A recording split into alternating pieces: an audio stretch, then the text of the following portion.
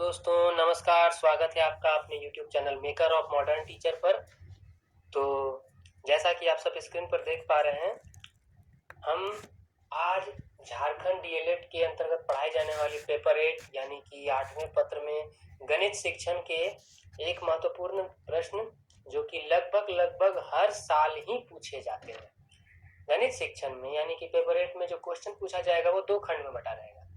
पहला पेपर जो होगा वह आपको थ्योरी पोर्शन यानी गणित शिक्षण से संबंधित होगा, जिसमें एक सवाल तो यह निश्चित रहेगा गणित शिक्षण का अर्थ, परिभाषा, प्रकृति व उसके उद्देश्य, और दूसरा सवाल जो रहेगा गणित शिक्षण के विधि से आधारित रहेगा, जिसमें जो महत्वपूर्ण विधि होगी वो भी मैं बहुत जल्दी आपको लेकर आऊंगा। और खंड बी जो होने वाला है उसमें आपको गणित के इंपॉर्टेंट क्वेश्चंस रहेंगे, उन पर भी मैं आपको बहुत जल्दी ही वीडियो लेकर आऊंगा। तो सबसे पहले गणित शिक्षण का अर्थ, परिभाषा, प्रकृति व उसके उद्देश्य, इस प्रश्न को हम देखने जा रहे हैं। तो देखिए, सबसे पहले हम देखते हैं गणित शिक्षण का अर्थ। यहाँ जो स्क्रीन पर दिख रहा है यह मैंने एक संस्कृत का श्लोक लिखा है कि यथा शिखा मयूराणाम नागानाम मणिया यथा तथा वेदांग शास्त्राणाम गणित मूर्धनि वर्तते। जरूरी नहीं है कि आपको इस श्लोक को लिखना है, लेकिन इसका अर्थ समझ लीजिए।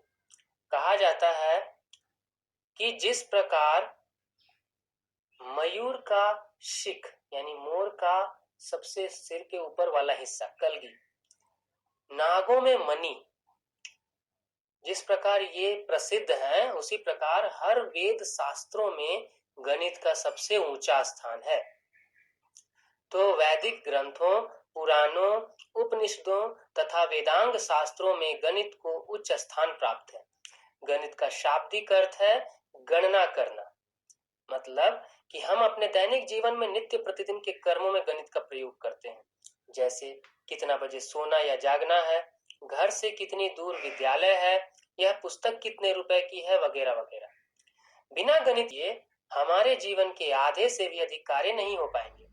अतः कई महान शिक्षा दार्शनिकों जैसे फ्रोबेल, पेस्टालॉजी, मॉन्टेसरी, महात्मा गांधी आदि ने गणित को मानव विकास का एक आवश्यक साधन मानते हुए इसे विद्यालय पाठ्यक्रम में एक अनिवार्य विषय के रूप में शामिल करने के बारे में कहा है।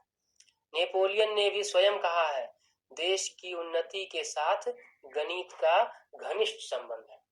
तो देखिए, यह था एक साधारण परिचय या अर्थ भी आप समझ सकते हैं कि गणित शिक्षण क्यों आवश्यक है। अगर यह हमें लिखना हो तो सबसे पहले हम परिचय में इतनी सी बात को लिख सकते हैं, जिसमें हम बता सकते हैं कि कई सारे शिक्षा दार्शनिकों, वैज्ञानिकों, गणितज्ञों, विशेषज्ञों, शिक्षाविदों, विद्वानों के द्वारा यह कहा गया है कि गणित ही सभी विषयों में सर्वोत्तम माना गया है। इसका ज्ञान होना परम आवश्यक है। तो चलिए अब हम कुछ गणित संबंधी प्रमुख परिभाषाओं को जान लेते हैं। मैंने यहाँ कुछ परिभाषाएं ली हैं, आपको कम से कम 2 परिभाषाओं को अपने उत्तर में जरूर दर्ज करना है। पहली परिभाषा है गैलीलियो के अनुसार। मुझे यह परिभाषा सबसे आसान लगी कि गणित वह भाषा है जिसमें परमेश्वर ने संपूर्ण जगत या ब्रह्मांड को लिख दिया है। मतलब पूरी दुनिया, पूरी सृष्टि की रचना जो है ना, परमेश्वर ने एक भाषा में की है, और वह भाषा है गणित। यह किसके द्वारा कहा गया है? गैलीलियो। गैलीलियो ने शनि नामक ग्रह की खोज की थी, दूरबीन नामक यंत्र की खोज की थी। लॉक के अनुसार गणित वह मार्ग है जिसके द्वारा बच्चों के मन मस्तिष्क में तर्क करने की आदत स्थापित होती है। मतलब गणित वह मार्ग है, गणित वह रास्ता है, वह पथ दिखाता है जिसके द्वारा बच्चे तर्क करना सीख पाते हैं। तो यह थे 2 परिभाषाएं। तीसरी परिभाषा है गॉस के अनुसार, जो कि सबसे आसान और सबसे छोटी परिभाषा, कि गणित विज्ञान की रानी है। किसकी? तो विज्ञान की। हम सुनते भी होंगे विद्यालयों में कि बिना गणित आए आप विज्ञान को नहीं बना सकते हैं। अगला है बेकन के अनुसार कि गणित सभी विज्ञानों का मुख्य द्वार एवं कुंजी है। तो इस प्रकार मैंने प्रमुख 4 परिभाषाएं आपको दे दी हैं। आप इसमें से कोई भी 2 परिभाषा को याद कर सकते हैं। इसके अलावा भी कोई परिभाषा आपको दिखे तो आप उसको भी याद कर सकते हैं। अब गणित की प्रकृति को जान लेते हैं। गणित की संरचना अन्य विषयों की तुलना में अधिक मजबूत है, कहा भी जाता है। इसी वजह से कभी कभी ना बच्चे इसे ज्यादा भारी समझ लेते हैं। यह अधिक भारी नहीं है, जिस कारण गणित अन्य विषयों की तुलना में अधिक अस्थायी तथा महत्वपूर्ण है। इस संरचना के आधार पर गणित की परिभाषा को इस प्रकार समझा जा सकता है, इसकी प्रकृति को इस प्रकार समझा जा सकता है कि गणित की मूलभूत इकाई अंक या संख्यांक है।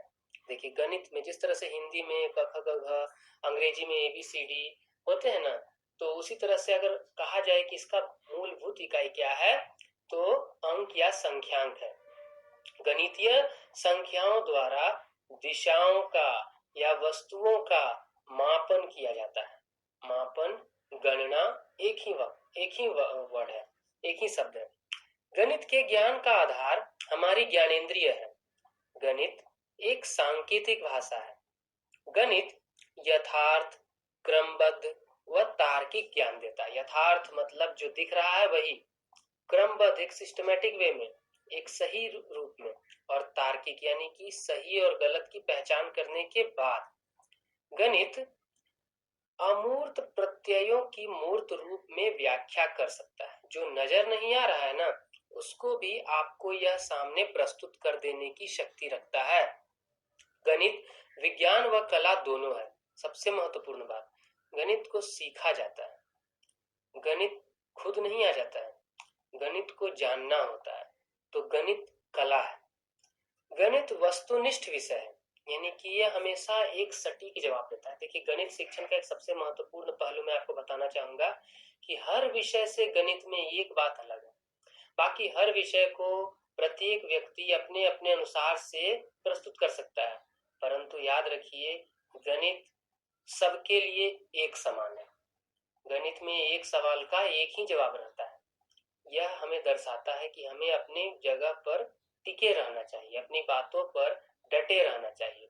अगर सत्य है तो वह कभी परेशान जरूर होता है, पर हारता नहीं है। यह महात्मा गांधी का कथन है। प्राथमिक स्तर पर गणित के पाठ्यक्रम व उद्देश्य क्या क्या दिए गए हैं, वह हम थोड़ा समझ लेते हैं। कि प्राथमिक स्तर पर गणित के पाठ्यक्रम बच्चों के स्वयं के अनुभवों के आधार पर निर्मित होने चाहिए, क्योंकि बच्चे इस कक्षा वर्ग में अत्यंत जिज्ञासु प्रवृत्ति के होते हैं। अतः हमें उनकी जिज्ञासा का ध्यान में रखकर पाठ्यक्रम निर्मित करने चाहिए, ताकि इस स्तर के बाद आने वाले समय गणितीय समस्याओं का समाधान करने के साथ साथ उन्हें किसी रोजगार या व्यवसाय की समझ मिल सके। अतः इस स्तर पर जोड़, घटाव, गुना, भाग, मापन पद्धति, रुपए पैसे संबंधी, लस मस मतलब लघुत्तम समापवर्त, महत्तम समापवर्तक, दशमलव, क्षेत्रफल, आयतन, काम व समय संबंधी, लाभ हानि व ब्याज संबंधी पाठ्यक्रम होने चाहिए। तो यह था कि प्राथमिक स्तर पर गणित शिक्षण का क्या पाठ्यक्रम विद्यालयों में होना चाहिए, उसके क्या उद्देश्य हैं। तो अब हम इसके उद्देश्य को कुछ पॉइंट वाइज समझ लेते हैं कि बच्चों में गणितीय दृष्टिकोण पैदा करना, मतलब कि हमें उनके अंदर एक ऐसी भावना का विकास करना जिससे वे गणित को समझ सके, गणितीय तार्किक प्रस्तुत कर सके, तर्क शक्ति का विकास करना। बच्चों में गणित की समझ बढ़ाना, बच्चों में गणित के प्रति रुचि जागृत करना, बच्चों को किसी व्यवसाय व रोजगार के कार्य प्रणाली की जानकारी देना, बच्चों को आजीविका निर्वहन के लिए गणित के प्रयोग सिखाना। तो यह हमने देखा कि गणित शिक्षण का अर्थ, उसकी प्रकृति, उसकी परिभाषा व प्राथमिक स्तर पर गणित शिक्षण के क्या क्या उद्देश्य होते हैं। बहुत जल्द ही मैं आगे के प्रश्नों को लेकर आपके सामने उपस्थित रहूंगा। आप इस क्वेश्चन का PDF इसके डिस्क्रिप्शन बॉक्स में जाकर के लिंक से ले सकते हैं, और आप प्रत्येक प्रश्नों को लिख कर समय सीमा के अंदर बनाने का प्रयास करें, क्योंकि याद रखिए कि DLED की परीक्षा प्रतिदिन होती है बिना किसी समय के गैप अंतराल के अनुसार। आपको पता है कि लगातार कंटिन्यूअस परीक्षा चलेगी, एक फर्स्ट शिफ्ट में, दूसरी सेकंड शिफ्ट में, इस प्रकार परीक्षा चलेगी। तो आपको जो है ना अपना स्पीड का अच्छा अभ्यास करना चाहिए। चलिए, मैं अगले एपिसोड में आपको लेकर के अगले क्वेश्चन के साथ प्रस्तुत होऊंगा। तब तक के लिए आप सब अपनी तैयारी करते रहिए। धन्यवाद।